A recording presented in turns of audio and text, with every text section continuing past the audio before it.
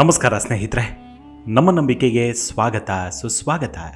ಸ್ನೇಹಿತರೆ, ಈ ಜಗತ್ತು ಅದೆಷ್ಟು ವಿಸ್ಮಯ ಅನ್ನೋದಕ್ಕೆ ಇಂದಿನ ವಿಡಿಯೋ ಕೂಡ ಸಾಕ್ಷಿಯಾಗತ್ತೆ. ಯಾಕಂದರೆ ಇದು ಕಲಿಯುಗ. ಹಸುವಿನ ಹೊಟ್ಟೆಯಲ್ಲಿ ಆಕಳು ಹುಟ್ಟಲೇಬೇಕು ಅಂತೇನಿಲ್ಲ.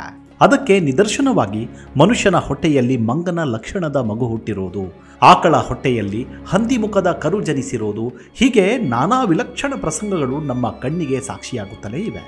ಯಾವುದು ಇಲ್ಲ ಅಂದುಕೊಳ್ಳುತ್ತೇವೋ ಈ ಪ್ರಕೃತಿ ಇಲ್ಲ, ಅದೆಲ್ಲವೂ ಇದೆ, ನಡೆದೇ ನಡೆಯುತ್ತೆ ಅನ್ನೋದನ್ನು ಸಾಬೀತುಪಡಿಸುತ್ತಲೇ ಇದೆ. ಅಂತಹ ಒಂದು ಪ್ರಸಂಗಗಳ ಪೈಕಿ ಇಂದಿನ ಸಂಚಿಕೆಯನ್ನು ಪ್ರಸ್ತುತಪಡಿಸಲು ಹೊರಟಿರುವ ಸಂಗತಿ ಕೂಡ ಒಂದು. ಅದೇನೆಂದರೆ, ಓರ್ವ ಮಹಿಳೆಯ ಹಣೆಯಲ್ಲಿ ಪುರುಷನ ಜನನಾಂಗ ಬೆಳೆಯುತ್ತಲೇ ಇದೆಯಂತೆ. ಇಂದಿಗೂ ಆಕೆಯ ಶಿರವನ್ನು ಮ್ಯೂಸಿಯಂನಲ್ಲಿ ಸಂರಕ್ಷಿಸಿ ಇಡಲಾಗಿದೆ.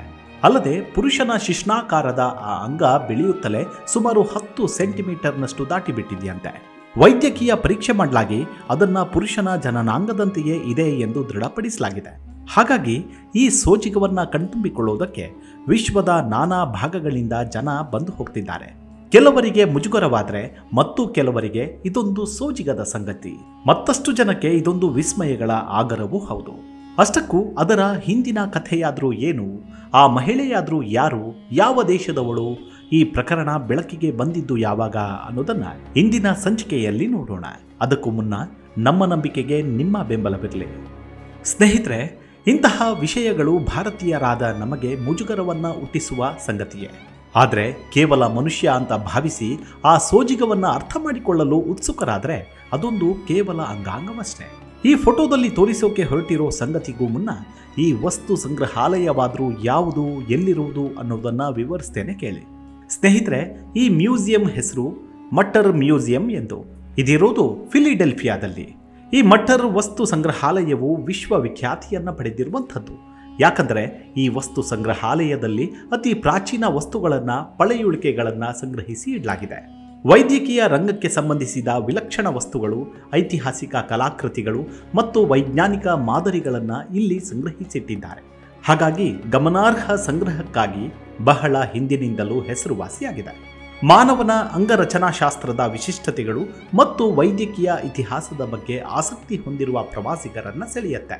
ಫಿಲಿಡೆಲ್ಫಿಯಾದ ಕಾಲೇಜ್ ಆಫ್ ಫಿಸಿಷಿಯನ್ಸ್ ಭಾಗವಾಗಿರುವ ಈ ವಸ್ತು ಸಂಗ್ರಹಾಲಯವು ಸಾರ್ವಜನಿಕರಿಗೆ ಶಿಕ್ಷಣ ಮತ್ತು ವೈದ್ಯಕೀಯ ಅಭ್ಯಾಸಗಳು ಮತ್ತು ಇತಿಹಾಸದ ಗಮನಾರ್ಹ ಕೋಶಗಳನ್ನು ಸಂರಕ್ಷಿಸುವ ಗುರಿಯನ್ನು ಹೊಂದಿದೆ. ಅಲ್ಲದೆ ಅಂಗರಚನಾಶಾಸ್ತ್ರ ಮತ್ತು ರೋಗಶಾಸ್ತ್ರೀಯ ಮಾದರಿಗಳು, ಮೇಣದ ಮಾದರಿಗಳು ಮತ್ತು ಪ್ರಾಚೀನ ವೈದ್ಯಕೀಯ ಉಪಕರಣಗಳ ಸಂಗ್ರಹವನ್ನು ಒಳಗೊಂಡಿದೆ. ಡಿಸೆಂಬರ್ 11, 1858ರಂದು ಡಾಕ್ಟರ್ ಥಾಮಸ್ ಡೆಂಟ್ ಮುಟರ್ ಅವರ ಜ್ಞಾಪಕಾರ್ಥವಾಗಿ ಈ ಸಂಗ್ರಹಾಲಯವನ್ನು ಸ್ಥಾಪಿಸಲಾಗುತ್ತೆ. ಇದರ ಮೂಲ ಉದ್ದೇಶವೇ ಸಂರಕ್ಷಣೆ ಹಾಗೂ ಜ್ಞಾನ ಮತ್ತು ವಿಜ್ಞಾನಗಳ ಕುರಿತಾದ ರಹಸ್ಯ ಸಂಶೋಧನೆಯೇ ಆಗಿದೆ. ವಸ್ತು ಸಂಗ್ರಹಾಲಯದಲ್ಲಿ ಸುಮಾರು 37,000ಕ್ಕೂ ಹೆಚ್ಚು ಮಾದರಿಗಳ ಸಂಗ್ರಹವನ್ನು ಹೊಂದಿದ್ದು, ಅವುಗಳಲ್ಲಿ ಸುಮಾರು 10% ಮಾತ್ರವಷ್ಟೇ 2023ರ ಹೊತ್ತಿಗೆ ಪ್ರದರ್ಶನಕ್ಕೆ ಇಡಲಾಗಿತ್ತು. ಇನ್ನುಳಿದ 90 ಭಾಗ ಇನ್ನೂ ನಿಗೂಢವೇ, ಉತ್ತರವೇ ಸಿಗದ ಅಜ್ಞಾತವಾಸ ಅವುಗಳು.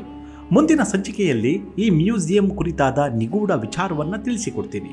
ಇವತ್ತಿನ ಸಂಚಿಕೆಯ ಮುಖ್ಯ ವಿಷಯಾಧಾರಿತವಾದದ್ದು ಅಂದರೆ ಅದು ಓರ್ವ ಸ್ತ್ರೀ ಹಣೆಯ ಮೇಲೆ ಪುರುಷನ ಶಿಶ್ನದಂತೆ ಬೆಳೆಯುತ್ತಿರುವುದಾದರೂ ಏನು ಅನ್ನೋದು. ಈ ಸಂಗತಿ ನಿಜಕ್ಕೂ ಅಚ್ಚರಿಯೇ. ಸೋಷಿಯಲ್ ಮೀಡಿಯಾಗಳಲ್ಲಿ ಈ ಫೋಟೋ ಒಂದು ಭಾರಿ ವೈರಲ್ ಆಗಿತ್ತು. ಜೊತೆಗೆ ನೆಟ್ಟಿಗರು ವಿಲಕ್ಷಣವಾದ ಕಾಮೆಂಟ್ಗಳನ್ನು ಮಾಡಿದರು. ಕಾಮೆಂಟ್ ನೋಡಿದ್ರಂತೂ ನಗೋದೋ ಅಳೋದೋ ಅರ್ಥವಾಗೋದಿಲ್ಲ. ಆದರೂ ಈ ಫೋಟೋದಲ್ಲಿದ್ದ ಮಹಿಳೆ ಅದೆಷ್ಟು ಮುಜುಗರ ಅನುಭವಿಸಿದ್ಲು ಅನ್ನೋದೇ ಕಾಡುವ ಕಟ್ಟ ಕಡೆಯ ಪ್ರಶ್ನೆ. ಈ ಮಹಿಳೆಯನ್ನ 19ನೇ ಶತಮಾನದಲ್ಲಿದ್ದಾಕೆ ಅಂತ ಈ ಮ್ಯೂಸಿಯಂನ ಮಾಹಿತಿ ಕೇಂದ್ರ ಈ ಬಗ್ಗೆ ಕಥೆಯನ್ನು ಹೇಳುತ್ತೆ. ಆದರೆ ಇದಕ್ಕೆ ಸಾಕ್ಷಿ ಇದೆಯಾ ಅಂದರೆ ಖಂಡಿತವಾಗ್ಲೂ ಈ ಮಹಿಳೆಯ ಮುಸುಡಿ ಬಿಟ್ಟರೆ ಬೇರೆ ಏನೂ ಇಲ್ಲ. ಈ ಮಟ್ಟರ್ ವಸ್ತು ಸಂಗ್ರಹಾಲಯವು ಅಪರೂಪದ ವೈದ್ಯಕೀಯ ವಿಶಿಷ್ಟ ಸಂಗ್ರಹಗಳ ಪ್ರದರ್ಶನಗಳನ್ನು ಮಾಡುವುದು ಹೊಸದೇನಲ್ಲ. ಈಗಾಗಲೇ ನಾನಾ ವಿಧವಾದ ಹುಬ್ಬೇರಿಸುವ ಪಳೆಯುಳಿಕೆಯನ್ನು ಪ್ರದರ್ಶಿಸಿದೆ. ಅದರಲ್ಲಿ ಒಂದು ಸೋಪ್ ಲೇಡಿಯ ಈ ಪ್ಲಾಸ್ಟರ್ ಆಫ್ ವ್ಯಾಕ್ಸ್ ಆಕೃತಿಯದ್ದು. ಹೀಗೆ ಒರ್ಜಿನಲ್ಲ ಮಹಿಳೆ ಹೇಗಿದ್ಲು, ಆಕೆಯ ತದ್ರೂಪದಂತೆ ಮೇಣದ ತಲೆಬುರುಡೆಯನ್ನು ಮಾಡಿ ಯಥಾವತ್ತಾಗಿ ಆಕೃತಿಯನ್ನು ರಚಿಸಿ ಪ್ರದರ್ಶನಕ್ಕೆ ಇಡಲಾಗಿದೆ. ಆದರೆ ನೈಜವಾದ ತಲೆಬುರುಡೆಯನ್ನು ಗೌಪ್ಯವಾಗಿ ಸಂರಕ್ಷಿಸಲಾಗಿದ್ದು ವೈಜ್ಞಾನಿಕ ಸಂಶೋಧನೆಗೆ ಸಹಕಾರಿಯಾಗಲಿ ಎಂಬ ಉದ್ದೇಶದಿಂದ ಕಾಪಾಡಿಕೊಂಡು ಬರಲಾಗಿದೆ ಎಂದು ಮ್ಯೂಸಿಯಂನ ಮಾಹಿತಿ ಕೇಂದ್ರ ವಿಷಯವನ್ನು ತಿಳಿಸುತ್ತೆ. ಆದರೆ ಕೆಲವು ಮೂಲಗಳ ಪ್ರಕಾರ ಈ ಮ್ಯೂಸಿಯಂ ಆಡಳಿತ ಮಂಡಳಿಯವರು ಪ್ರಚಾರದ ನಿಟ್ಟಿನಲ್ಲಿ ಹಾಗೂ ಹಣದ ಮೂಲಕ್ಕಾಗಿ ಇಂತಹ ಕುಹಕಗಳನ್ನು ಸೃಷ್ಟಿಸಿದ್ದಾರೆ ಎಂಬ ಚರ್ಚೆಗಳು ಹರಿದಾಡಿವೆ. ಓರ್ವ ಮಹಿಳೆಯ ಹಣೆಯ ಮೇಲೆ ಪುರುಷನ ಜನನಾಂಗ ಬೆಳೆಯಲು ಹೇಗೆ ತಾನೇ ಸಾಧ್ಯ? ಇದೆಲ್ಲವೂ ಮ್ಯೂಸಿಯಂನ ಕಟ್ಟುಕತೆ. ಹಣಕ್ಕಾಗಿ ಇಂತಹ ದಾರಿ ಹುಡುಕಿದ್ದಾರೆ. ವಾಸ್ತವದಲ್ಲಿ ಅಂತಹ ಮಹಿಳೆಯಾದರೂ ಇರಲು ಅಸಾಧ್ಯ. ಇದ್ದಿದ್ದರೆ 19ನೇ ಶತಮಾನದಲ್ಲಿ ಇಂತಹ ವಿಲಕ್ಷಣ ಸಂಗತಿಗಳು ಮುನ್ನೆಲೆಗೆ ಬರುತ್ತಿದ್ವು. ಆದರೆ ಇತ್ತೀಚೆಗೆ ಯಾಕೆ ಪ್ರಸಾರವಾಗಬೇಕು ಎಂದು ಗುಮಾನಿ ವ್ಯಕ್ತಪಡಿಸುತ್ತಾರೆ. ಮತ್ತು ಕೆಲವರು ಹೌದು, ಇರಲೂಬಹುದು. ಇತಿಹಾಸದಲ್ಲಿ ಹಣೆಯಲ್ಲಿ ಅಥವಾ ದೇಹದ ಯಾವುದೇ ಭಾಗಗಳಲ್ಲಾದರೂ ಎಲುಬಿನ ಮೇಲೆ ನಿರುಪಯುಕ್ತ ಮಾಂಸ ಬೆಳವಣಿಗೆ ಹೊಂದುತ್ತಾ ಹೋಗುತ್ತೆ. ಅದು ಒಮ್ಮೆ ಕೊಂಬಿನಂತೆ ಆಕಾರವನ್ನು ಪಡೆದ ಉದಾಹರಣೆ ಇದೆ. ಅಥವಾ ಯಾವುದೇ ಸೆನ್ಸ್ ಇಲ್ಲದ ಜೀವಕೋಶಗಳು ಬೆಳವಣಿಗೆ ಹೊಂದುವ ನಿರುಪಯುಕ್ತ ಅಂಶಗಳು ಅವು.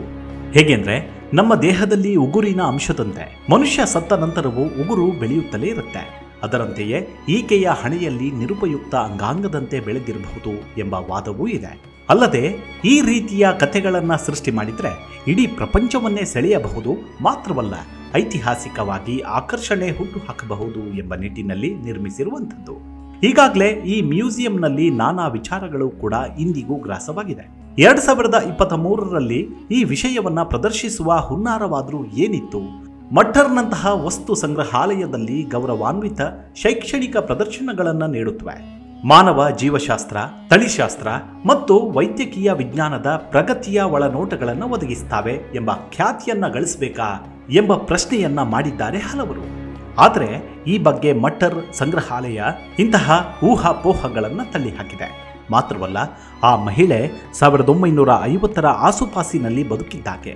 ಸಾಲದಕ್ಕೆ ಆಕೆಯ ದೇಹವನ್ನು ಸಂರಕ್ಷಿಸುವ ಕೆಲಸವನ್ನು ಮಾಡಲಾಯಿತಾದರೂ ಕೆಮಿಕಲ್ ಫಾರ್ಮೇಷನ್ನಿಂದಾಗಿ ಆಕೆಯ ದೇಹದ ಕೊಬ್ಬು ಮೇಣವಾಗಿ ಪರಿವರ್ತನೆಯಾಯಿತು. ಇದರಿಂದ ಆಕೆಯ ಈ ವಿಶಿಷ್ಟ ಅಂಗಕ್ಕೆ ಸಮಸ್ಯೆಯಾಗಬಹುದೆಂದು ಆಕೆಯ ತಲೆಯನ್ನ ಮಾತ್ರ ಇಂದಿಗೂ ಸಂರಕ್ಷಿಸಿಟ್ಟಿದ್ದೇವೆ. ಸಾಲದಕ್ಕೆ ಆಕೆ ಹಣೆಯ ಮೇಲಿರುವುದು ಪುರುಷನ ಶಿಶ್ನದಂತೆಯೇ ಮೃದುವಾದ ಭಾಗವಾಗಿದ್ದು, ಆಕೆಯ ಸತ್ತ ನಂತರ ಸಂರಕ್ಷಣೆಯ ನಿಟ್ಟಿನಲ್ಲಿ ಕೆಮಿಕಲ್ ಅಳವಡಿಸಲಾಗಿದೆ. ಆದರೆ ಇಂದಿಗೂ ಆ ಭಾಗ ಹಾಗೆಯೇ ಇದೆ ಎನ್ನುತ್ತೆ. ಇದೆಲ್ಲದರ ಊಹಾಪೋಹಗಳ ಮಧ್ಯೆ ಇಷ್ಟೆಲ್ಲ ಸೋಜಿಗಗಳನ್ನು ಪ್ರದರ್ಶನಕ್ಕೆ ಇಟ್ಟಿದ್ದ ಮಟ್ಟರ್ ಮ್ಯೂಸಿಯಂ ಅಕ್ಟೋಬರ್ 2023ರಲ್ಲಿ ಈ ಕುತೂಹಲಕರವಾದ ವಸ್ತುಗಳು ಮ್ಯೂಸಿಯಂಗೆ ಹೇಗೆ ದಕ್ಕಿದವು, ಅವುಗಳ ಹಿನ್ನೆಲೆ ಏನು ಎಂಬುದನ್ನು ಅರಿಯಲು, ಸಾರ್ವಜನಿಕರೊಂದಿಗೆ ಮುಕ್ತ ಚರ್ಚೆಗಳನ್ನು ನಡೆಸಲು ಹಾಗೂ ಮಾನವ ಅವಶೇಷಗಳ ಸಂಗ್ರಹದ ಇತಿಹಾಸವನ್ನು ಸಂಶೋಧಿಸಲು ಮಟ್ಟರ್ ವಸ್ತು ಸಂಗ್ರಹಾಲಯಕ್ಕೆ Pew Center for Arts and ಹೆರಿಟೇಜ್ನಿಂದ ಸಾವಿರಾರು ಕೋಟಿಗಳ ಅನುದಾನವು ಬಿಡುಗಡೆಯಾಯಿತು.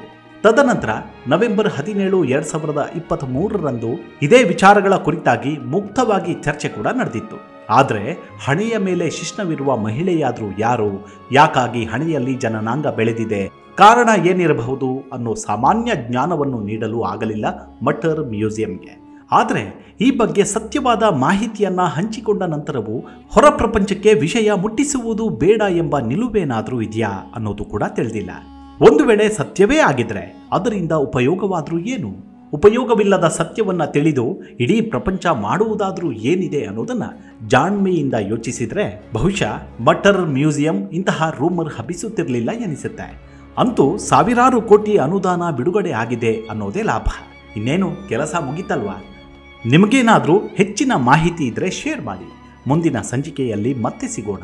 ಅಲ್ಲಿವರೆಗೂ ನಿಮ್ಮ ಆರೋಗ್ಯದ ಕಡೆ ಗಮನವಿರಲಿ. Take care. ನಮಸ್ಕಾರ.